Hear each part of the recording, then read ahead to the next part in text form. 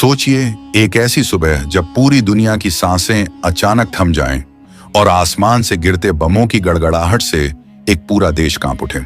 28 फरवरी 2026 की उस सुबह को तेहरान में कुछ ऐसा ही हुआ था, जब अमेरिका और इजराइल ने मिलकर एक ऐसा सीक्रेट मिलिट्री ऑपरेशन किया जिसने मिडिल ईस्ट के सबसे खूंखार और ताकतवर सुप्रीम लीडर अली खामेनेई को हमेशा के लिए मौत की नींद सुला दिया। आसमान से एक साथ 30 बम गिरे और 36 साल का पुराना राज एक झटके में खाक हो गया।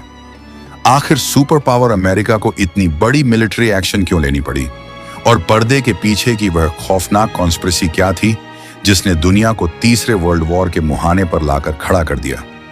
दिल थाम कर बैठिए, क्योंकि यह सस्पेंसफुल कहानी आपके रोंगटे खड़े कर देगी।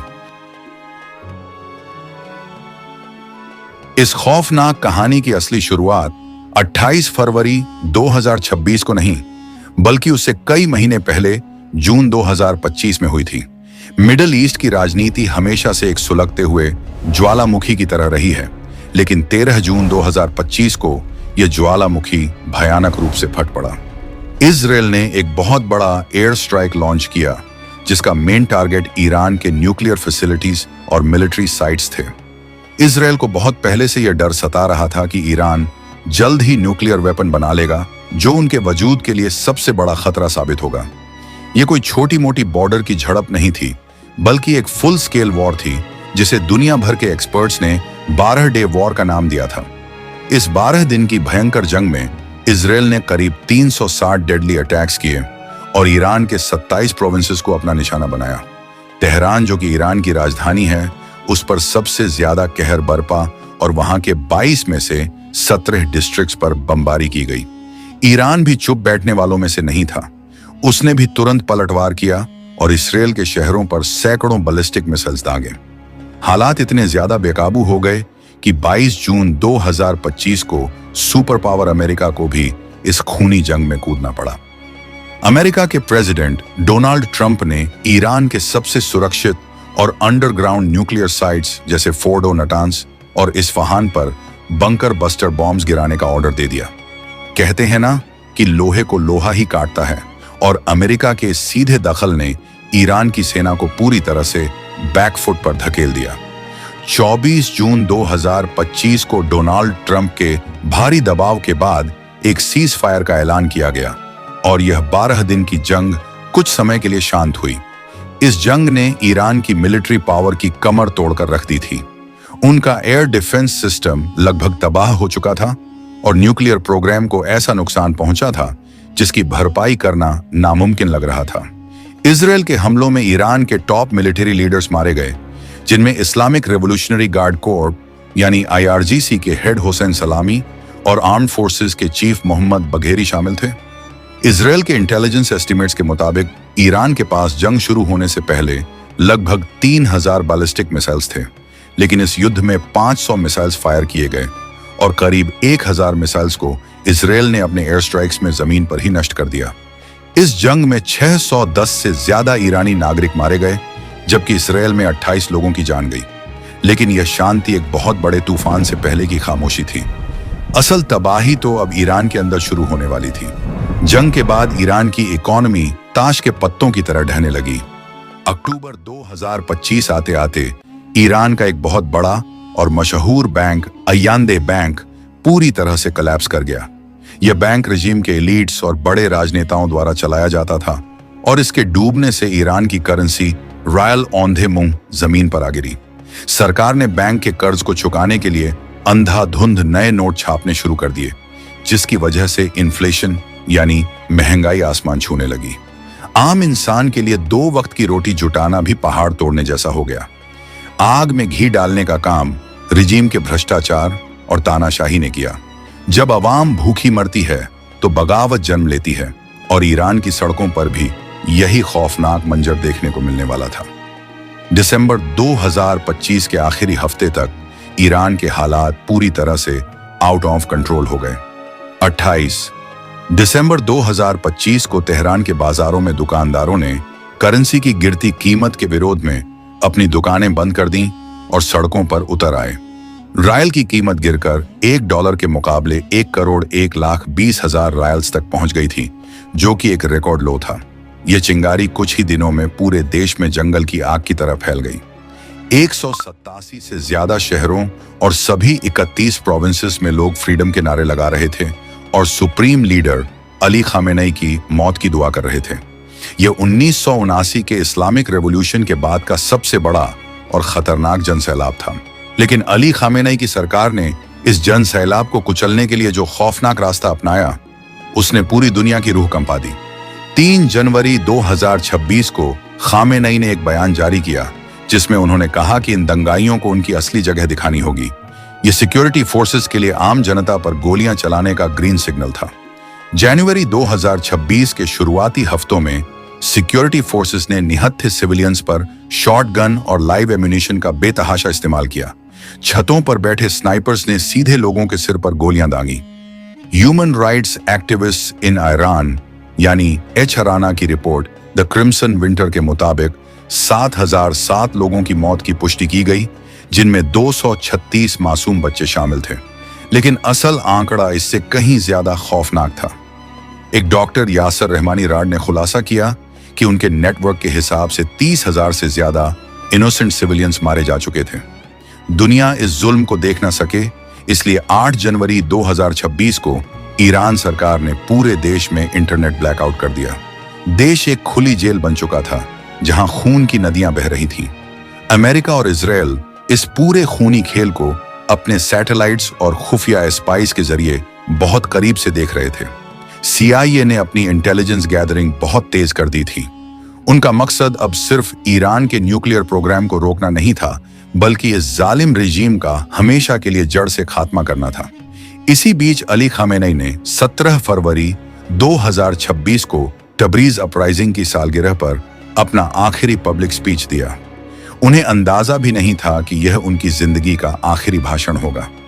उन्होंने अमेरिका को एक क्रम्बलिंग एम्पायर यानी ढहता हुआ साम्राज्य कहा और डोनाल्ड ट्रंप का मजाक उड़ाते हुए कहा कि अमेरिका की आधी से ज्यादा आबादी अपने ही प्रेसिडेंट को पसंद नहीं करती।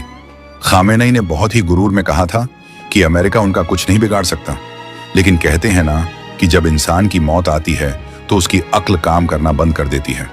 खामेनेई अपनी ही कब्र खोद चुके थे और अमेरिका ने उनके इस गुरूर को मिट्टी में मिलाने का पूरा मास्टर प्लान तैयार कर लिया था।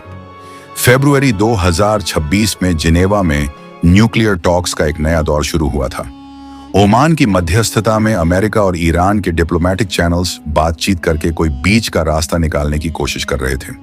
27 फरवरी 2026 को खबर आई कि ईरान अपने न्यूक्लियर स्टॉक पाइल्स कम करने को तैयार है, लेकिन इंटरनेशनल एटॉमिक एनर्जी एजेंसी यानी IAEA की एक खुफिया रिपोर्ट ने इस बातचीत पर पानी फेर दिया। रिपोर्ट में खुलासा हुआ कि ईरान ने एक ऐसी अंडरग्राउंड फैसिलिटी में हाईली एनरिकेड यूरेनियम छुपा कर रखा है जिस पर 2025 के हमलों का कोई असर नहीं हुआ था। डोनाल्ड ट्रंप को यह चालबाजी समझ आ गई थी और उन्होंने साफ कह दिया था कि अगर डिप्लोमेसी फेल हुई तो मिलिट्री ऑप्शन इस्तेमाल करने में वो 1 सेकंड भी नहीं सोचेंगे। उधर इजराइल के प्रधानमंत्री बेंजामिन नेतन्याहू भी ट्रंप पर लगातार दबाव बना रहे थे कि अब बात करने का वक्त खत्म हो चुका है और सीधा एक्शन लेने का समय आ गया है। सऊदी अरेबिया के क्राउन प्रिंस मोहम्मद बिन सलमान ने भी ट्रंप को चेतावनी दी थी कि ईरान पूरे मिडिल ईस्ट के लिए एक बहुत बड़ा खतरा बनता जा रहा है और इसका इलाज बहुत जरूरी है। पर्दे के पीछे एक बहुत बड़ी मिलिट्री कंस्पिरेसी रची जा रही थी जिसका कोड नेम अमेरिका ने ऑपरेशन एपिक फ्यूरी रखा था और इजराइल ने इसे रोरिंग लायन का नाम दिया था। CIA ने कई महीनों से खामेनेई के डेली मूवमेंट्स को ट्रैक किया था। खामेनेई बहुत सतर्क इंसान थे और ज्यादातर समय अपने अंडरग्राउंड बंकर में छिपकर काम करते थे।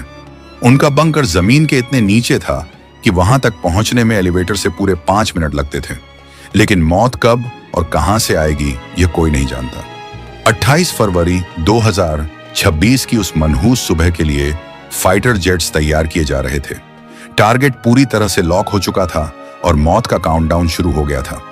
28 फरवरी 2026 का सूरज ईरान के लिए एक कयामत लेकर आया। सुबह के ठीक 8:10 पर इजराइल के फाइटर जेट्स और अमेरिका के घातक ड्रोन ने ईरान के एयरस्पेस में एंट्री ली। यह एक मैसिव और widely bold daytime attack था जिसका मकसद सीधा और साफ था। टारगेट तेहरान, इस्फहान, कोम, कर्ज और करमनशाह जैसे बड़े शहर थे, लेकिन सबसे बड़ा और अहम निशाना तेहरान के बीचों बीच मौजूद खामेनेई का पर्सनल कंपाउंड था। उस वक्त खामेनेई अपने सीनियर कमांडर्स और करीबियों के साथ एक बेहद गुप्त मीटिंग कर रहे थे। उन्हें भनक तक नहीं थी कि मौत उनके सिर पर मंडरा रही है। अचानक आसमान चीरते हुए इजरायली फाइटर जेट्स ने कंपाउंड पर एक साथ 30 बम गिराए। धमाका इतना भयानक था कि पूरा इलाका दहल उठा। आसमान में काले धुएं का गुब्बार छा गया और सैटेलाइट इमेजेस में साफ देखा जा सकता था कि पूरा कंपाउंड मलबे के ढेर में तब्दील हो चुका है। इस खौफनाक हमले में 86 साल के सुप्रीम लीडर अली खामेनेई मौके पर ही मारे गए। उनके साथ उनकी बेटी, दामाद, पोता और बहू भी इस हमले का शिकार हुए। यही नहीं, ईरान के टॉप कमांडर्स जैसे अली शमखानी, जो कि सुप्रीम नेशनल सिक्योरिटी काउंसिल के सेक्रेटरी थे, और IRGC के हेड मोहम्मद पाकपोर भी इस ऑपरेशन में मारे गए। एक ही झटके में अमेरिका और इजरायल ने ईरान की पूरी लीडरशिप का खात्मा कर दिया था। हमले के तुरंत बाद पूरे देश में अफरा तफरी मच गई। इनिशियली ईरान की स्टेट मीडिया ने इस खबर को दुनिया से छिपाने की पूरी कोशिश की और कहा कि खामेनेई सुरक्षित हैं और उन्हें एक सिक्योर लोकेशन पर ले जाया गया है, लेकिन सच को ज्यादा देर तक दबाया नहीं जा सकता। कुछ ही घंटों बाद डोनाल्ड ट्रंप ने अपने ट्रूथ सोशल अकाउंट पर एक 8 मिनट का वीडियो एड्रेस पोस्ट किया। ट्रंप ने पूरी दुनिया को बताया कि उन्होंने ईरान में मेजर कॉम्बैट ऑपरेशंस शुरू कर दिए हैं और खामेनेई मारा गया है। ट्रंप ने अपने बयान में कहा कि खामेनेई इतिहास के सबसे बुरे इंसानों में से एक था और अब ईरान की जनता के पास अपनी हुकूमत वापस लेने का सबसे बड़ा मौका है। ट्रंप ने ईरान की जनता से अपील करते हुए कहा कि यह तुम्हारे लिए गोल्डन अपॉर्चुनिटी है और अपनी किस्मत अपने हाथों में लेने का वक्त आ गया है। खामेनेई की मौत की खबर फैलते ही ईरान के अंदर का नजारा किसी हॉलीवुड थ्रिलर मूवी जैसा हो गया। एक तरफ रिजीम के कट्टर समर्थक एंगेलब स्क्वायर पर मातम मना रहे थे और छाती पीट पीट कर रो रहे थे। वहीं दूसरी तरफ जिन परिवारों ने प्रोटेस्ट्स में अपने बच्चों को खोया था, वो खुशी से सड़कों पर उतर आए। तेहरान, करज और शिराज जैसे शहरों में लोग अपनी कारों के हॉर्न बजा रहे थे, पटाखे फोड़ रहे थे और डांस कर रहे थे। लोगों को यकीन ही नहीं हो रहा था कि 36 साल का तानाशाही राज खत्म हो गया है। लेकिन यह जश्न ज्यादा देर नहीं चला, क्योंकि आसमान से बम अभी भी गिर रहे थे। इसी अफरा तफरी के बीच मिनाब शहर में एक बहुत ही दर्दनाक हादसा हुआ, जिसने पूरी इंसानियत को शर्मसार कर दिया। मिनाब में स्थित शाजर-ए-तैयबे लड़कियों के एक एलिमेंट्री स्कूल पर इजरायल की एक मिसाइल गिर गई। यह स्कूल IRGC के एक नेवी बेस के बिल्कुल करीब था, जो असल में स्ट्राइक का टारगेट था। इस खौफनाक एयर स्ट्राइक में 165 मासूम बच्चियां मारी गईं और 95 से ज्यादा घायल हो गईं। मलबे के नीचे दबी किताबों और लहूलुहान खिलौनों ने पूरी दुनिया को रुला दिया। अस्पताल के मुर्दा घर पूरी तरह से फुल हो गए और लाशों को रखने के लिए रेफ्रिजरेटेड ट्रक्स का इस्तेमाल करना पड़ा। उधर तेहरान में बिना लीडर के रिजीम पूरी तरह से बिखरने की कगार पर था। पावर वैक्यूम को भरने के लिए आनन फानन में कॉन्स्टिट्यूशन के आर्टिकल 111 के तहत एक इंटरिम लीडरशिप काउंसिल का गठन किया गया। इस काउंसिल में राष्ट्रपति Masoud Pezeshkian, judiciary chief Ghulam Hossein Mohseni Ejei और गार्डियन काउंसिल के मेंबर अयातुल्लाह अली रेजा अराफी को शामिल किया गया। पेजेशकियन ने तुरंत स्टेट टेलीविजन पर आकर ऐलान किया कि दुश्मन को इस गुस्ताखी की भारी कीमत चुकानी पड़ेगी और ईरान की फौजें बदला लेने के लिए तैयार हैं। इंटरनेट अभी भी बंद था और दुनिया से ईरान का संपर्क पूरी तरह से कट चुका था। किसी को नहीं पता था कि अगले पल क्या होने वाला है, लेकिन एक बात तय थी कि खून का बदला खून से लिया जाएगा। खामेनेई की मौत से बौखलाए ईरान ने ऑपरेशन ट्रूथफुल प्रॉमिस 4 के तहत अपनी पूरी मिलिट्री ताकत झोंक दी। 1 मार्च 2026 की सुबह ईरान ने दर्जनों बैलिस्टिक मिसाइल्स और सुइसाइड ड्रोन्स लॉन्च किए। इस बार उनका निशाना सिर्फ इजरायल नहीं था, बल्कि मिडिल ईस्ट में मौजूद अमेरिका के हर मिलिट्री बेस को तबाह करने का हुक्म दिया गया था। इजरायल के तेल अवीव और हाइफा शहरों पर मिसाइलों की बारिश होने लगी। सायरन की डरावनी आवाजें लोगों के दिलों में खौफ पैदा कर रही थीं। बेट शेमेश में एक मिसाइल सीधे रिहायशी इलाके में गिरी, जिसमें 8 इनोसेंट सिविलियंस मारे गए और 20 घायल हो गए। इसके अलावा ईरान ने United Arab Emirates, Qatar, Bahrain, Kuwait और इराक में मौजूद अमेरिकी ठिकानों पर भयानक हमले किए। लेकिन सबसे बड़ा भूचाल तो ग्लोबल इकोनॉमी में आने वाला था। ईरान के IRGC ने स्ट्रेट ऑफ हॉर्मुज को पूरी तरह से ब्लॉक कर दिया। ये वो समुद्री रास्ता है जहां से दुनिया का 20% ऑयल गुजरता है। टैंकरों को धमकियां दी गईं और कुछ जहाजों पर हमले भी हुए, जिसकी वजह से 150 से ज्यादा टैंकर्स खुले समंदर में फंस गए। इसका असर यह हुआ कि इंटरनेशनल मार्केट में ऑयल प्राइसेस रॉकेट की तरह ऊपर भागने लगे। ब्रेंट क्रूड ऑयल $85 को पार कर गया और बार्कलेस जैसे बड़े फाइनेंशियल इंस्टीट्यूशंस ने चेतावनी दी कि अगर यह जंग नहीं रुकी तो कीमतें $100 प्रति बैरल तक पहुंच सकती हैं। महंगाई का यह बम पूरी दुनिया की अर्थव्यवस्था को तबाह करने की ताकत रखता था। शेयर बाजार क्रैश होने लगे और इन्वेस्टर अपना पैसा निकालने लगे। अमेरिका और इजराइल ने सोचा था कि खामेनेई को मारकर वो ईरान को कंट्रोल कर लेंगे, लेकिन उन्होंने अनजाने में एक ऐसे शैतान को जगा दिया था जो पूरे मिडिल ईस्ट को श्मशान बनाने पर तुला था। इस भयंकर युद्ध की गूंज सिर्फ मिडिल ईस्ट तक सीमित नहीं रही, बल्कि पूरी दुनिया 2 हिस्सों में बंट गई। दुनिया के बड़े बड़े सुपर पावर देशों में हलचल मच गई। रूस के राष्ट्रपति व्लादिमीर पुतिन ने इस हमले की कड़ी निंदा की और इसे एक सिनिकल मर्डर करार दिया। पुतिन ने कहा कि खामेनेई एक बहुत बड़े स्टेट्समैन थे और यह इंटरनेशनल लॉ का सीधा उल्लंघन है। चीन ने भी अमेरिका और इजराइल के इस कदम को ईरान की सॉवरेंटी पर हमला बताया और तुरंत मिलिट्री ऑपरेशंस रोकने की मांग की। नॉर्थ कोरिया ने तो अमेरिका की हरकतों को गैंगस्टर जैसा बर्ताव कह डाला। इन सब के बीच भारत ने एक बहुत ही कूटनीतिक और बैलेंस वाला रुख अपनाया। भारत के मिनिस्ट्री ऑफ एक्सटर्नल अफेयर्स ने एक ऑफिशियल स्टेटमेंट जारी किया, जिसमें उन्होंने इस पूरे घटनाक्रम पर गहरी चिंता जताई। भारत सरकार ने सभी पक्षों से संयम बरतने और डिप्लोमेसी के जरिए मामला सुलझाने की अपील की। विदेश मंत्री एस जयशंकर ने तुरंत एक्शन लेते हुए ईरान, इजराइल, UAE, कतर और बहरीन के विदेश मंत्रियों से फोन पर बात की, ताकि वहां मौजूद लाखों भारतीयों की सुरक्षा सुनिश्चित की जा सके। यह भारत के लिए एक बहुत ही नाजुक स्थिति थी, क्योंकि भारत के संबंध अमेरिका, इजराइल और ईरान तीनों के साथ बहुत महत्वपूर्ण हैं। इजराइल में करीब 40,000 भारतीय रहते हैं और ईरान में भी 6,000 से 10,000 भारतीय काम करते हैं। इस बीच ईरान के समर्थकों ने पूरी दुनिया में हिंसक प्रदर्शन शुरू कर दिए। पाकिस्तान के कराची शहर में हालात बेकाबू हो गए जब शिया समुदाय के लोगों ने अमेरिकी दूतावास पर हमला कर दिया। भीड़ ने पुलिस पोस्ट जला दिए और गाड़ियां फूंक दी। पुलिस और सिक्योरिटी गार्ड्स की फायरिंग में 22 प्रदर्शनकारी मारे गए और 120 से ज्यादा घायल हो गए। भारत के कई राज्यों जैसे दिल्ली, कश्मीर और उत्तर प्रदेश में भी लोगों ने खामेनेई की मौत पर कैंडल मार्च निकाले और अमेरिका के खिलाफ नारे लगाए। इराक में अमेरिकी एम्बेसी को घेरने की कोशिश की गई और ग्रीस में भी कम्युनिस्ट पार्टी के लोगों ने भारी विरोध प्रदर्शन किया। आज ईरान एक दोराहे पर खड़ा है। एक तरफ अमेरिका की डेडली मिलिट्री माइट है जो रिजीम चेंज चाहती है, दूसरी तरफ ईरान की कट्टर हुकूमत है जो अपने अस्तित्व को बचाने के लिए किसी भी हद तक जाने को तैयार है। खामेनेई की मौत ने एक बहुत बड़ा पावर वैक्यूम पैदा कर दिया है। क्या इंटरिम काउंसिल ईरान को इस आग से बाहर निकाल पाएगी? क्या अमेरिका अपनी जिद पर अड़ा रहेगा और यह युद्ध एक वर्ल्ड वॉर में बदल जाएगा? यह एक ऐसा सस्पेंस है जिसका जवाब सिर्फ आने वाला वक्त ही दे सकता है। तो दोस्तों, यह थी पूरी सच्चाई ईरान और इजराइल के बीच दुश्मनी की।